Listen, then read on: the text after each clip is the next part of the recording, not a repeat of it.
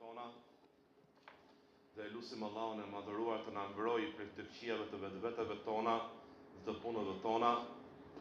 Atë njeri që Allahu i madhëruar e udhëzoi në rrugën e drejtë nuk ka kush ta humb nga ajo rrugë përveç tij. Dhe atë njeri që Allahu i madhëruar e humbi nga rruga e drejtë për shkak të veprës së tij, nuk ka mundësi askush ta udhëzojë në rrugën e drejtë përveç tij. Dëshmoj dhe deklaroj se i vetmi i cili meriton të adhurohet me të drejtë është Allahu i madhëruar, krijuesi i gjithësisë, i vetëm dhe i pashok, dhe se Muhamedi alayhis salam është robi i Allahut dhe i dërguar i tij. Thot Allahu i madhëruar në Kur'anin famlar, o të cilët keni besuar, keni frikë Allahun me një frikë të vërtetë, përkushtohuni atij me përkushtim të sinqertë, binduni atij me bindje të sinqertë dhe mos disni ndryshe veç si besimtar musliman. Pra jetojeni jetën si besimtar musliman, sepse kush jetoj jetën si besimtar musliman, patjetër me mëshirën e Allahut vdekja e tij do jetë si besimtar musliman. Dhe lutem Allahun e madhëruar të na mundsoj ta jetojmë këtë jetë si besimtar musliman, dhe na marr shpirtin si besimtar musliman, dhe ai është i kënaqur me ne. Të dashur vëllezër, të nderuar vëllezër, ne jemi në muajin Shaban. Allahu i madhëruar krijoi kohën. Në këtë kohë ndahen fatet dhe afatet e njerëzve. Ndahen caktimet, rrezikët e njerëzve. Këtë kohë Allahu i madhëruar e ndahu në vit, dhe vitin e ndahu në muaj. Thot Allahu Azza wa Jall, me të vërtetë, numri i muajve tek Allahu është 12 muaj. 4 muaj për tyre janë të shenjtë. Allahu i madhëruar është i shenjti dhe është i vetmi i cili ngren dhe ul çfarë ai dëshiron, prej gjërave të prekshme ose prej gjërave që nuk janë të prekshme si koha.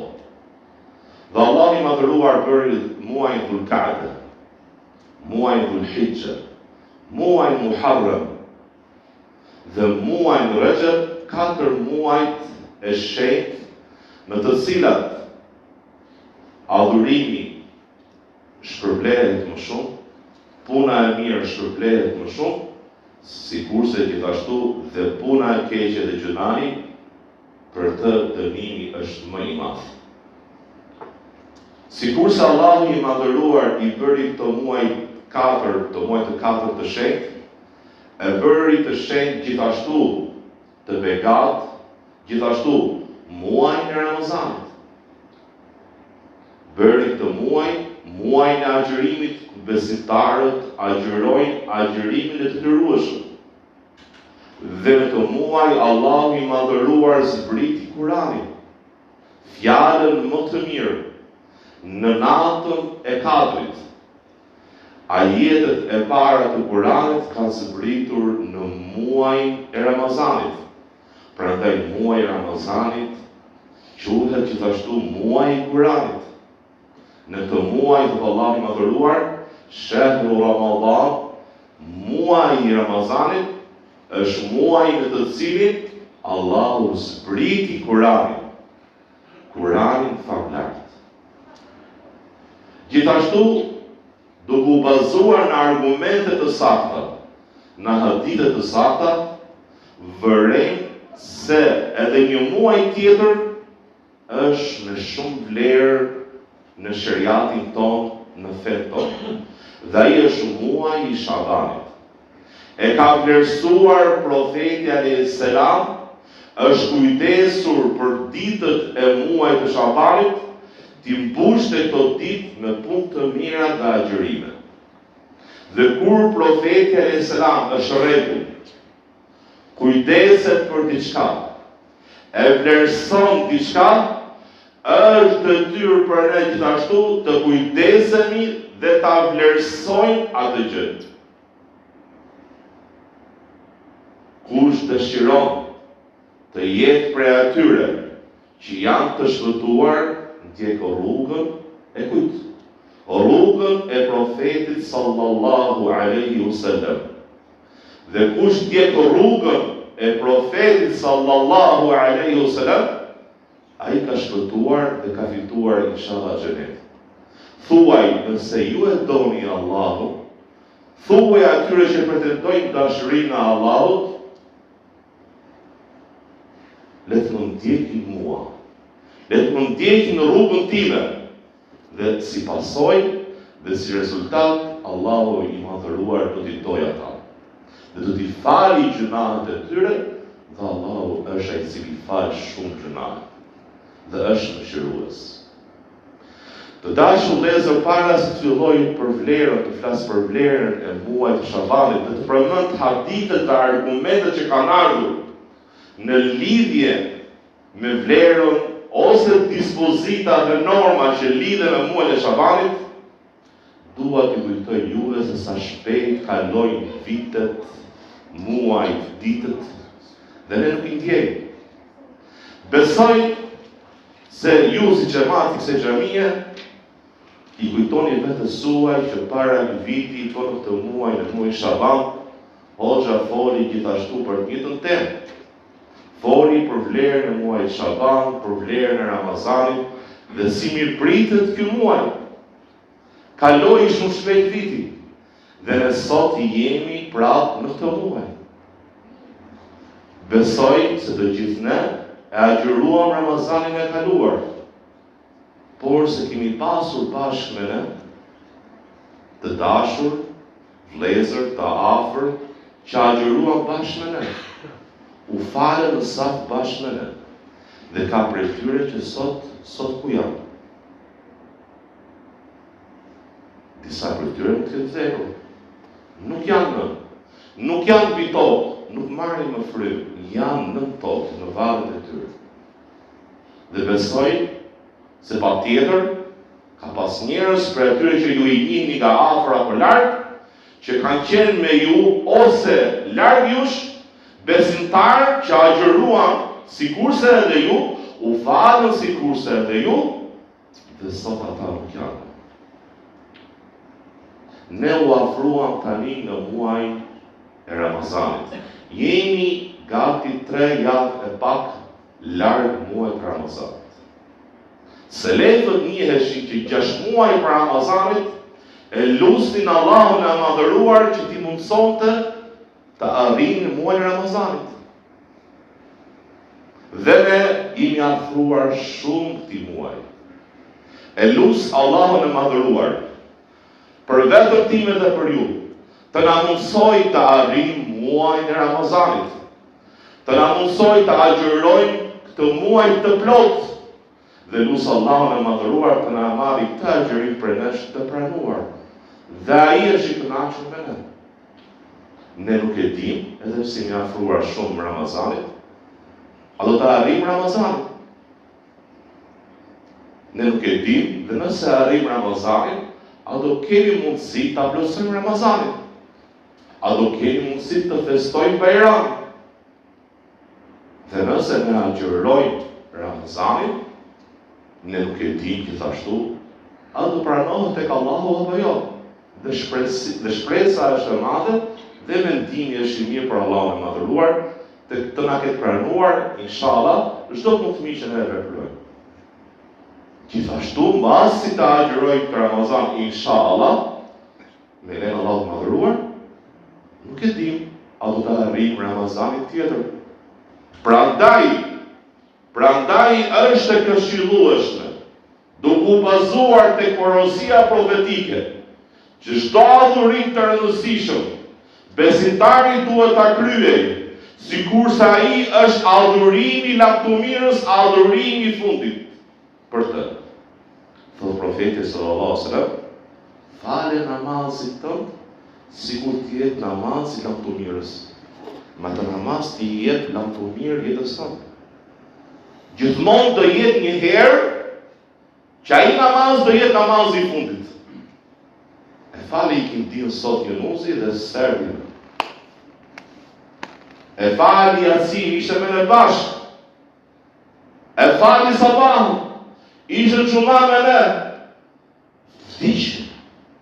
Gjithmonë të jetë një moment kur namazi, për shembull, i kindis dhe namazi i fundit, ose namazi sabat, namazi i fundit, ose namazi i bajramit, namazi i fundit, ose agjërimi i një viti prej viteve të Ramazanit, do jetë për ne Ramazani i fundit.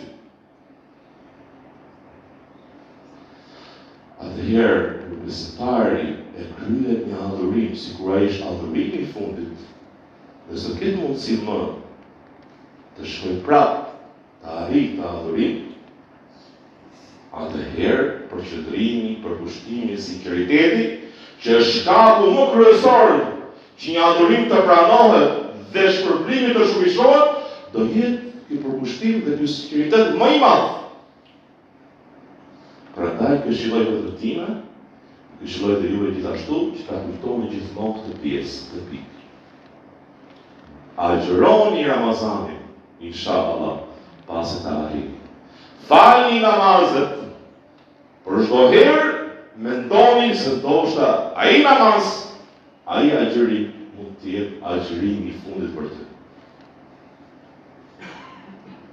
Të dashur vëllezër, transmetohet nga Aisha radhiyallahu anha se profeti alayhis salam kujdesesh shumë dhe e ruante se kur do të hynte muaji i Shabanit, për të kujdesur për ditët e tij, që t'i mbushte ato ditë me adhurime dhe me punë të mira. Gjithashtu transmetohet se profeti alayhis salam nuk ka dashur muaj më tepër përveç Ramazanit se muaji Shaban, ndër tërë muajt e tjerë, më shumë se muaji Muharram, më shumë se muaji Rajab. Muaji Shaban ka qenë muaji më i preferuar i tij për të përkushtuar në adhurime. Dhe arsyet janë katër. Dhe shkaqet që përmendin dietarët janë katër. Pse profeti alayhis salam përkushtohesh për këtë muaj? Për të personalisht janë 3, për ne janë 4. Pika e parë është se vetë profeti sallallahu alaihi wasallam me porosi nga Zoti i tij kujdesesh për muajin Shaban. Për ne kjo e para është një arsye dhe një shkak. Për profetin sallallahu alaihi wasallam, 3 të tjerat janë 3 arsye që e shtynin që ai të kujdesesh. Që ti merrni ju më vesh më vonë. Për ne, në radhë të parë, ne pasojmë sunetin e tij, zakonin e tij, rrugën e tij. A kujdesesh profeti sallallahu alaihi wasallam për muajin Shaban, qoftë kur ai hynte dhe gjatë tij, dhe a kujdesesh ai që ditët e muajit Shaban të mbusheshin me adhurime dhe punë të mira? Po. Dhe ne për të shkak kujdesemi për këtë muaj. Shkaku i dytë pse profeti sallallahu alaihi wasallam dhe ne kujdesemi dhe e vlerësojmë këtë muaj, është se Allahu i madhëruar në këtë muaj i ngren lart veprat e robërve të tij, dhe kjo është ngritja vjetore e punëve të robit. Allahu i madhëruar i ngren punët e robit çdo ditë, një herë në ditë dhe një herë në natë. E ngren gjithashtu ngritje javore, ditën e hënë dhe të ejtë. Dhe gjithashtu ngritja vjetore është në muaj e Shabanit. Prandaj profeti sallallahu alaihi wasallam e agjeronte gati të tërë muajin e Shabanit. Ka transmetime të cilat tregojnë se agjeronte të tërë muajin e Shabanit, ai sa e lidhte me agjerimin e Ramazanit. Sepse dëshmia e tij ishte, unë dëshiroj kur të më ngrihen punët e mira, të jem agjërues. Prandaj agjeronte ditën e hënë dhe të ejtën. Dhe prandaj agjeronte dhe muajin Shaban. dëshironte profeti sallallahu alaihi wasallam që gjendja e tij kur Allahu i madhëruar grinte punët e tij vjetore të ishte një gjendje e mirë, në gjendje adhurimit. Shkaku i tretë, muaji Shaban ndodhet midis dy muajve që kanë shumë vlerë, muaji Rexhep dhe muaji i Ramazanit. Dhe dietarët thojnë, zakonisht njerëzit kur diçka ose një gjë gjendet midis dy gjërave që vlerësohen shumë, e nënvlerësojnë. Prandaj është në rregull kur një ibadet që ka argument për të neglizhohet nga shumica e njerëzve ose praktiset, atëherë është shumë e pëlqyeshme dhe është nga gjërat më lavdëruese që një person prej tyre ta ngjalli dhe ta veprojë këtë sunet ose ta adhurim. Dhe në këtë gjendje ku shumica e kanë lënë dhe kanë praktisur një adhurim, atëherë është shumë e pëlqyeshme që një person ose disa të ngjallin të adhurim të vlerësojnë. Ashtu është edhe me agjërimin e muajit Shaban. Për shkak se muaji Rexhep është nga muajt e shenjtë që ka vlerë në të. Dhe muaji Ramazan është muaji madhështor, muaji i agjërimit dhe i Kuranit. Atëherë bëhet e detyrueshme që në muajin Shaban, detyrueshme në lidhje me çfarë? Në lidhje me ngjalljen e punëve të mira në këtë muaj, si agjërimi dhe punë të tjera. Për shkak se mos njerëzit neglizhojnë në punë të mira në këtë muaj. Pra vepruan në Rexhep, thonë të veprojnë punë të mira shumë në Ramazan dhe pasojnë nga punë të mira në Shaban.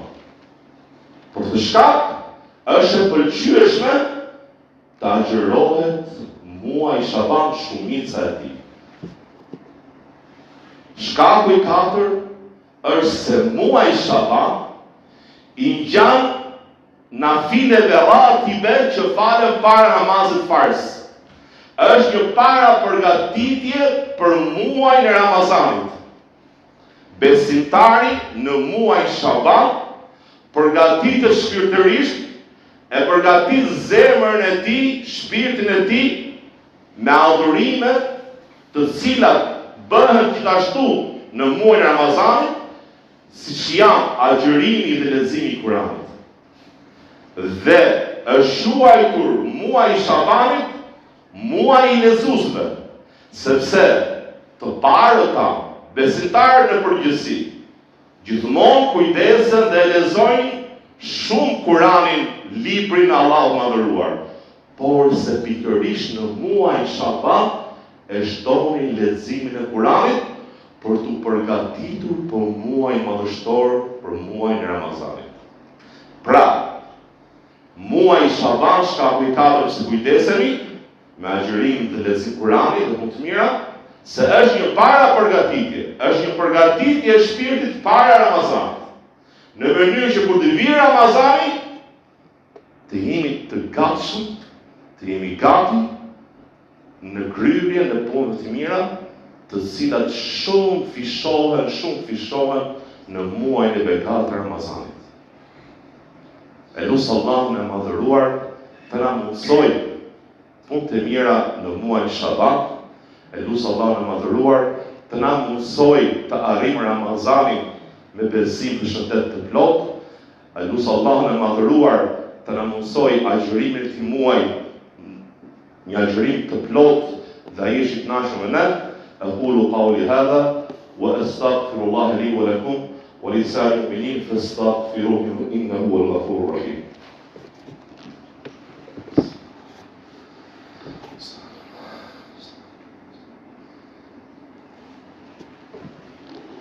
الحمد لله والصلاة والسلام على رسول الله صلى الله عليه وسلم. Të dashur vëllezër, në lidhje me agjërimin e muajit të Shaban kanë ardhur disa hadithe.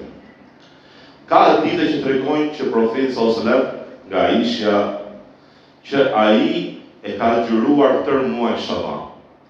Dhe po nga Aisha radhiyallahu anha ka hadith që tregon që ai nuk agjeronte asnjë muaj të plot përveç Ramazanit dhe agjeronte shumicën e muajit të Shabanit.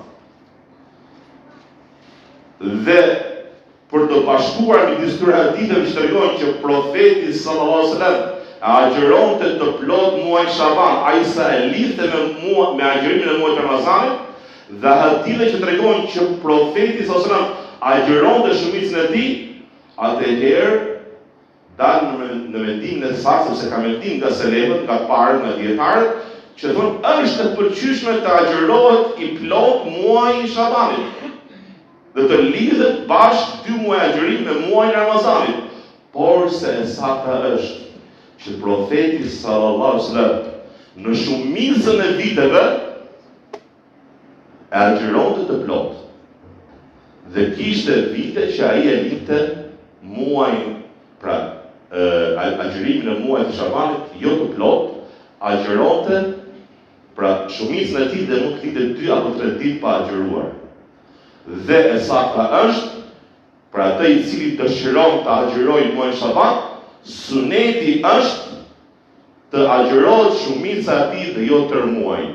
Dhe ai i cili vendos të agjerojë tërë muajin Shaban, nuk lejohet për askënd ta qortojë dhe ta ndalojë se i agjeron tërë muajin e Shabanit, sepse ka mendim të dietarëve që bazohet në argumente që e lejojnë, jo vetëm e lejojnë, ata mendojnë se kjo është më e mira. Por se më e sakta është që më e mira është të agjerohet shumica e tij dhe jo tërë muaji, në dëshmi që ka thënë dhe Aisha radhiyallahu anha dhe Abdullah ibn Abbas radhiyallahu anhuma, që tregojnë që profeti sallallahu alajhi wasallam nuk ka agjeruar asnjëherë një muaj të plot përveç Ramazanit dhe ka agjeruar prej Shabanit shumicën e tij. Kemi një hadith tjetër që tregon që ndalon kur arrin mezi i Shabanit, ndaloni agjerimin, nuk agjerim. Mos agjeroni. Atëherë disa dietarë e kanë bërë të hadith të dobët, sepse ky hadith në dukje kundërshton kë hadithe që tregojnë që profeti sallallahu alajhi wasallam ka agjeruar tërë muajin ose shumicën e muajit. Atëherë kuptimi, për të thënë kuptimin e saktë të hadithit, sepse nuk ka kundërshtim midis këtij hadithi dhe haditheve të tjera, është se ai i cili e fillon agjerimin e Shabanit në mezin e Shabanit duke besuar se ka një vlerë të veçantë dhe nuk e ka filluar që në fillim dhe s'ka pasur arsye që ta ketë ndaluar agjerimin pra e tij, ta fillon nga fillimi, atëherë është e papëlqyeshme, jo e ndaluar, ta filloj agjerimin nga mezi dhe është ndaluar nëse mendon se ka një vlerë të veçantë ta fillosh nga mezi, sepse kjo është në kundërshtim me sunetin e profetit sallallahu alajhi wasallam. Rasti i dytë që kuptohet pra marrë nga hadithi, ta shpjegojmë hadithin që ndalon agjerimin në mes të Shabanit, është nëse ka persona që fillojnë agjerimin nga mezi i Shabanit me mendimin dhe qëllimin që të jetë të sigurt të kapin muajin e Ramazanit. Thojnë, ndoshta për llogaritë e njerëzit gabojnë si kanë llogaritur një muaj. Dhe kanë vezvese dhe dyshime se për ta kapur muajin e Ramazanit në kuptimin e sigurt, ne fillojmë agjerimin 2 javë para. Dhe kjo është ndaluar dhe është në kundërshtim me rrugën profetike. Sigur se ka ardhur hadithi tjetër, mos e paraprini agjerimin e muajit të Ramazanit një ditë ose 2 ditë para.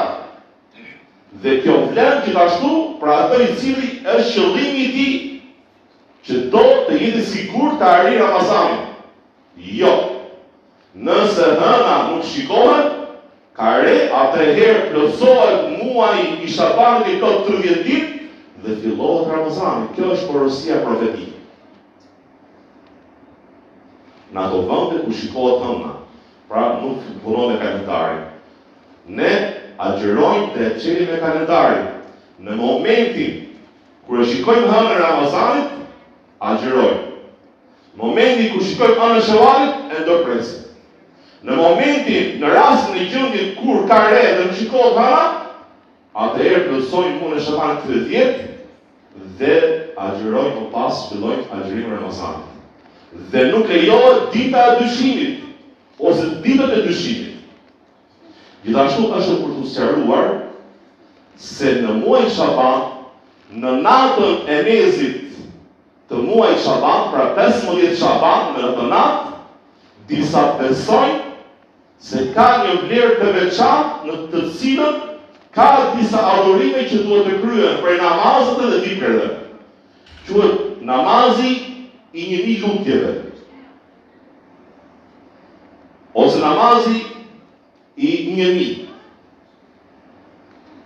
Ata në këtë namaz lexojnë në çdo rekat Fatihan dhe surën Ikhlas, më duket, kujtohet fiks, pra shpikin për këtë namaz dhe nuk ka asnjë bazë nga hadithet që tregon për të namaz që duhet falë në këtë natë. Çdo hadith për dietarët që ka ardhur dhe tregon se ka një adhurim specifik që bëhet në natën 15 të muajit Shaban, është hadith i dobët ose i trilluar.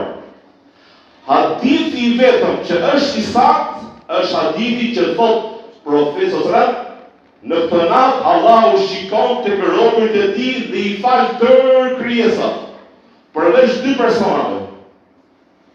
Idhujtarit, pra mohuesit, mosbesimtarit, idhujtarit në tërë format e tij, dhe mushahi, dhe ai i cili armiqson dhe është larg ndjekjes së rrugës profetike, kuptimi i parë, dhe ai i cili bojkoton vllajën e tij dhe armiqson atë dhe bojkoton atë, i bën hijret pa arsye, pa shkak. Ndalohet rrethësisht të bojkotosh vllajën tënd, mos i flasësh pa shkak, pa një arsye, dhe nëse ka një arsye dynjalluku, lejohet deri në 3 ditë. Pas 3 ditëve është detyrë dhe është ndaluar rrethësisht të mos i flasësh. Dhe nëse ka një arsye fetare e pranueshme, atëherë këtë vlerëson njerëzit e dishëm që duhet të pyeten dhe jo të hapet dera në emër të fesë, do të kujtojnë njëri tjetrin dhe të bëjnë gjëra pa kuptita dhe që janë në dëmin e bashkësisë sonë. Këto 2 persona Allah i madhëruar në atë natë nuk i falë. Allah më ruaj. Dhe e para është idhujtaria, rrugë e besimit. Besimi të nderuar vëllezër është me zemër, është me gojën tënde, është gjithashtu dhe me veprat e tuaja. Nëse përgjigjëstron besimin me një prej tyre 3 gjërave, me gojë ose me zemër ose me gjithë turpet e tuaja, atëherë dije se kërën në gabim më të madh që është idhujtaria. Pra nëse kërën në idhujtari ose në mosbesim. Nëse beson se horoskopi do të gjej fatin, i kuj shenje jeti, jam i akrepit, po ti kafoja, po ti peshku. Dhe është për tu habitur që ka besimtar, musliman, qoftë prej këtu shqiptarëve, qoftë jashtë në Arabi, o vende të tjera ku diun në kontinent tjetër, që besojnë se lëvizja e yjeve, pra ku ti përket ai, pra shenjës akrepit apo diun, dikon në jetën e tij. Dhe këtu është prej kufrit dhe mosbesimit. Ose besimi që përhapi disa që thonë lejohet të lutesh njerëz të mirë, që janë njerëz që kanë të mirë, të lejohesh të lutesh valët e tyre. Dhe kjo është me mosbesim. Vetëm të besosh të gjë, pa u lutur vetë, është mosbesim. Nëse ti beson se lejohet ti lutesh të vdekurit, sa do i ke qenë ai ka qenë gjallë, atëherë kjo është mosbesim. Sepse lutja ka kujt vetëm Allahu të madhëruar. Elusë Allahu Azza wa Jalla të na mundsoj të një herë, elusë Allahu madhëruar për vetëm dhe për ju gjithashtu të na mundsoj të arrijmë Ramazanin. Elusë Allahu madhëruar të na mundsoj të arrijmë besim të sinqert dhe shëndet të plotë. Elusë Allahu madhëruar të na mundsoj të agjërojmë të plotë këtë muaj, të falemi në këtë muaj në netët e tij të begata. Elusë Allahu madhëruar të udhëzoj familjet tona dhe fëmijët tanë të jenë prej agjëruesve prej namazlive, e lutë Allahun e madhëruar të na bëjë të ndërgjegjshëm për fenë tonë, për besimin tonë, dhe të jemi gjithmonë thirrës dhe ftues në besimin tonë, në besimin tonë, në fenë tonë, në rrugë të parë për familjet tona, për të afërmit tanë dhe për të shoqërinë, t'i ftojmë të ke mira, të ke vërteta, të ke drejta. Jeta është shumë e shkurtër. Jeta është shumë e shkurtër dhe çdo kush dëshirojë vdekjen dhe të përgatitemi për atë që na pret, në momentin që ne kemi takime me krijuesin tonë. Trupi jon, shpirtrat tonë janë të Allahut, e ka pasur zakon profeti sallallahu alaihi wasallam të betohesh me betim të veçantë, specifik, që ishte dhe dukues për veten e tij dhe për tjerët, o ti i cili ke në dorë shpirtin tim. O ti i cili ke në dorë shpirtin tim. Beto në të cilin ka në dorë shpirtin tim. Dhe besimtari gjithmonë të kujtojë sa ishte robi i Allahut, krijesë e Allahut dhe tek ai shkëtim. Inna Allaha wa malaikatahu yusalluna 'alan nabi ya ayyuhalladhina amanu sallu 'alayhi wa sallimu taslima. اللهم صل على محمد وعلى آل محمد كما صليت على إبراهيم وعلى آل إبراهيم إنك حميد مجيد. اللهم بارك على محمد وعلى آل محمد كما باركت على إبراهيم وعلى آل إبراهيم إنك حميد مجيد. إن الله يأمر بالعدل والإحسان وإيتاء ذي القربى وينهى عن الفحشاء والمنكر والبغي يعظكم لعلكم تذكرون.